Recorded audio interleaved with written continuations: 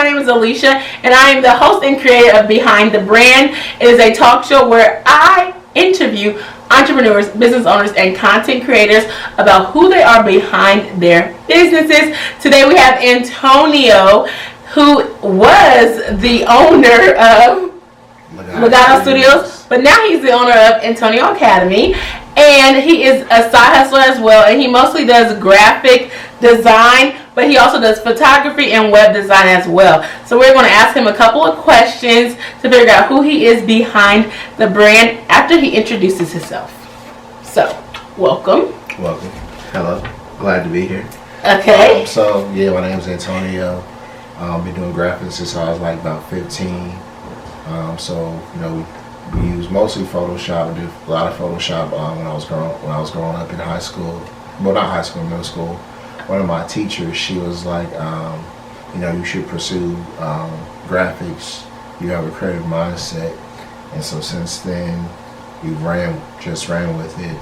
So I did graphics for a lot of different people, some churches here, Radcliffe, St. Stephen's, we did Hope Temple. So now I'm in Louisville, so some churches up there. More Temple, Miracle Temple. We get some stuff for the district up there, some local entrepreneurs, and also did for the Glam tour. Also did a couple of bus wraps, backdrops for them, and different things like that. So because websites as well. So. Okay, he gave y'all a little resume. Okay, period. Don't play with him. So I didn't know about your teacher telling you about graphic design when you were in middle school and stuff like that, and how you had a creative mind. Did you always want to be an entrepreneur? Yes. Well, no and yes, if that makes sense. Partially, I was halfway in, halfway out. I got a quote from, his name is Drummer Boy, who was a beat maker, and so he's a creative as well. And one of the things that he said, people, they can always tell you what to do, but they can't tell you what to create. And so based off of that, you can create whatever you want to create from, whatever artistic ability you want to do. And from there, I just decided to start trying to do my own thing and that nature. So like I said, they really can't dictate what type of graphics, the colors you have to use. Granted, sometimes, certain business owners, they have certain colors and things like that they like, but for the most part, you can create whatever you want to create with no limitations and no restrictions. Oh, okay. Yeah, you used to do beats too, didn't you? Okay.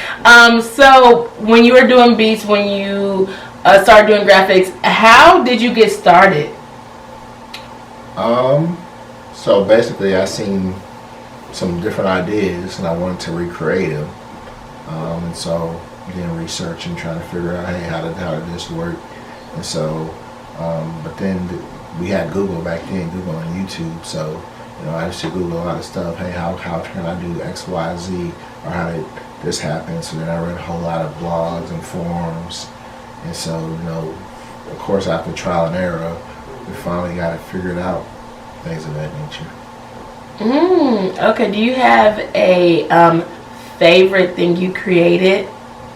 Favorite graphic?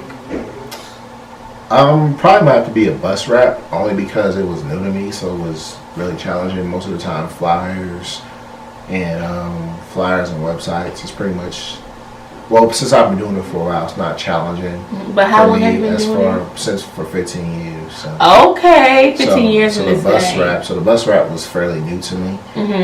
Only because, not the design aspect, but as far as the dimensions wise. So I feel like because that was like the hardest at the time, because I never did it before, so it was a challenge for me. Okay. And so I feel like that's the most memorable, only because it was new to me, so it pushed me beyond my limits and things like that. Yeah, do you feel like it talked about starting when you were like 15, doing stuff, class and things like that, but how long did you start from the process of the idea that you wanted to create this a business to actually starting it as a business? Well, it wasn't really an idea for a business. Again, I just pretty much kind of like doing that thing, doing it for fun.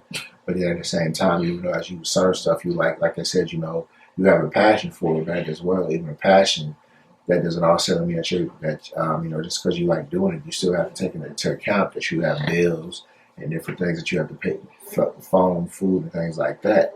So you have to start still taking that into account. Hey, I love doing this, but how can I get paid for it? And things like that. Because then, once you start doing it, you're doing it for free. You build your portfolio, and you get your portfolio built up. So now people start reaching out to you for, can you do X, Y, and Z for me? Yeah, I can, but take into account, I have bills that I have to pay for and things too, so I have to start charging you for this, only simply because for my time is valuable. Otherwise, if I can't pay my bills off of love, you can't pay bills with love, and your passion. So, you still have, like I said, again, take that into account and, charge feasible for your time and things like that. Okay, so it wasn't really like something that said, it just like happened over time. Right, correct. Okay, I see what you're saying. So, being an entrepreneur, what does success mean to you? Success means, again, whatever limits you have set for not limits, goals you have set for yourself, you're able to reach those. So again, like I said, if you want to start your own business, say I started my own business, again, how can I make this profitable for me to where, I can make 6 figures a year doing this type of work and things like that. But at the same time, I'm still able to travel, take care of my family, or whatever goals you have set for yourself. Okay, that's really good because success can mean different things to different entrepreneurs. So I like that. It's like, whatever goal you have, if you reach it, that's your success in your mind. What is one great advice that you got from someone about starting a business? Well, I wouldn't necessarily say starting a business per se in general, but I know this one guy. So again, if you go back to Proverbs, there's a scripture in there that says, do you see somebody who's skilled in their work? They'll stand before kings. You can interpret that as not as kings and queens. So basically, he said, he kind of metaphorically put it in his own frame. He called it crafting for kings. So one thing he was like, so who are the best people? Depending on what your industry is, who are the kings and queens in that industry? And now you know who the kings or queens are in that industry. What type of stuff do they like? What piques their eye, or what wows them and catches their attention. And based off now knowing that, how can the work that you present stand out so that whatever you're presenting stands out, so that it gets in front of them. And it's in front of them. Who put that together? I need to reach out to him. I need him to do some work for me, and different things like that. And sort of based off of that can kind of help propel you to get to that next level of where you're trying to get to as well. Okay, so that was the advice. That was the advice for y'all. Okay. So being in this industry, things change in graphic design, things change in the world and stuff like that. So how have you had to pivot in your industry, or just in general in business? So I said one of the main things, again, you have to constantly learn new skills and not being complacent, as I equated to earlier, being complacent. Because again, you got new technologies. Now we have new apps. Of course, with Facebook now they're switching over to the metaverse. So now we're going into a virtual reality realm.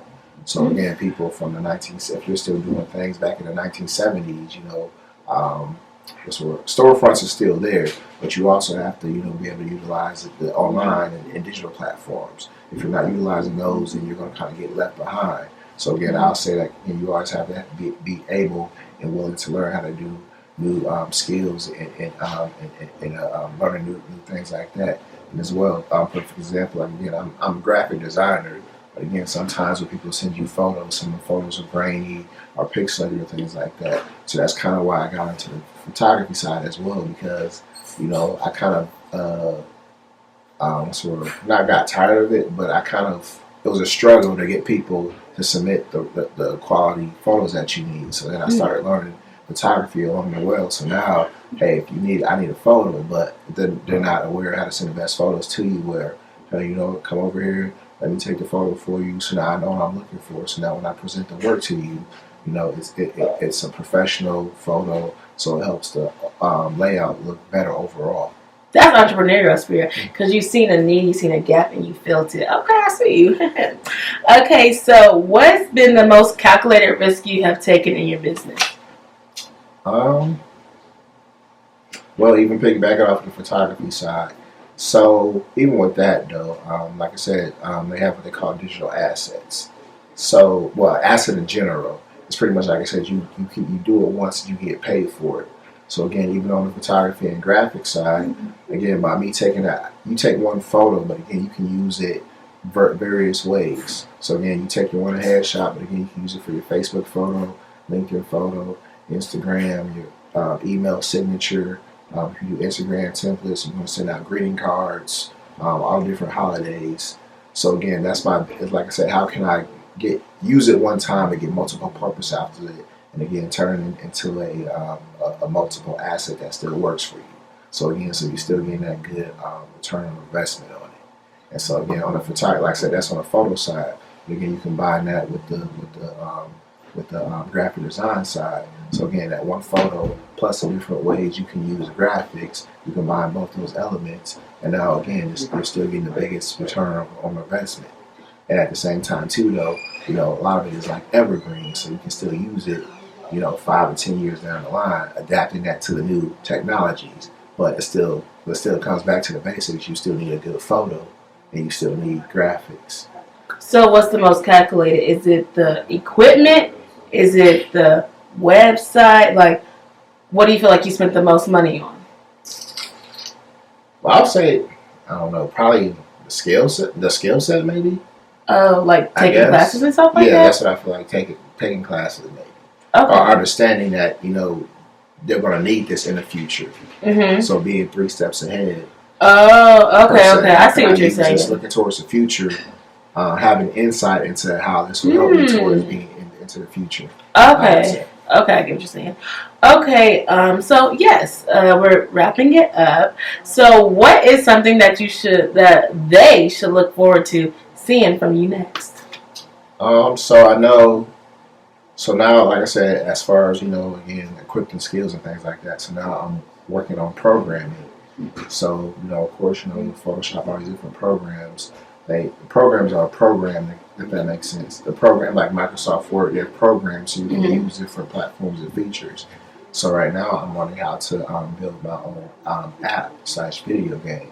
So same element, now that I have the graphics elements, I'm working on the programming side. So then, put a whole video game together. Again, utilizing those same digital assets that I was talking about earlier. And again, you look into the future, that's still going to generate good revenue and return on investment for you. And then again, if that works for you as well, now again, you can stretch that, brand that out different ways. You got merchandise, you got apparel, endless. But at the same time, once you get that, then people want to reach out to you. Hey, Tony, I seen you do X, Y, and Z. I need something similar for that. Can you help me build my brand and stuff like that? So I say that's some of the future things that I have in motion as far as right now. Okay, so tech and programming is the way to go if you didn't get anything else out of that conversation. Just so that y'all know. Those are kind of tough words to learn. But if you enjoyed this, make sure you like, make sure you comment, and subscribe and share this with your friends. And this is Behind the Brand. And the Nunnally Dream Team is coming soon. So do not forget and don't miss out. See y'all soon. Bye. Wait.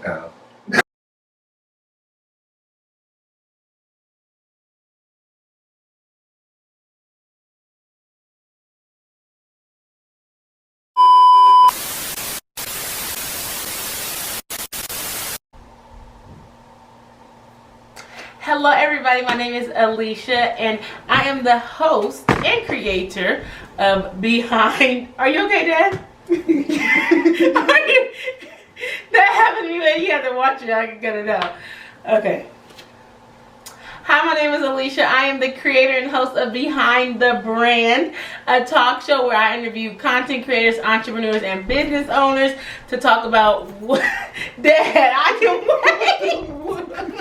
Dad, your back is already bad. I could have waited for you to go through. This is times 3. You are distracted. I was interviewing this lady at the shop yesterday. Our dad started taking off his jacket, his what is it called? His sweatshirt. He had a white beater on under there. The lady was like, "Oh yeah," she just started laughing. We had to do the whole scene over. I'm like, Dad, what? You are distracting. Okay, this is just gonna be some behind the scenes. All right, 3. Today I have Tony, who is Antonio. Boy, you want Antonio? You want your whole government name? Yeah, exactly. That's why I said Tony. That's what you get. Now I gotta do it all over again. Oh my